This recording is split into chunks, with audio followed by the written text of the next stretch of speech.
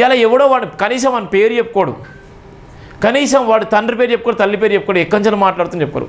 నకిలీ విధవలు ఇలా ఉన్నటువంటి చాలామంది ప్రవీణ్ పగడాల విషయంలో పాస్టర్లు బయటకు వచ్చి చాలా వరకు డిబేట్ చేస్తున్నారు, లక్షలాది మందితో డిబేట్ చేస్తున్నారు. అది దమ్మంటే ప్రవీణ్ పగడాల విషయంలో ఇలా దమ్మును ఇలా చూపిస్తూ వందలాది మంది విరుచుకుపడ్డా కూడా వీర సైనికుల్లాగా ఇలా సమాజం కోసం తపన పడేటువంటి నిజంగా పాస్టర్లు, ఇంటెలెక్చువల్ వాళ్ళందరికీ కూడా జైభీం టీవీ అండగా ఉంటుంది.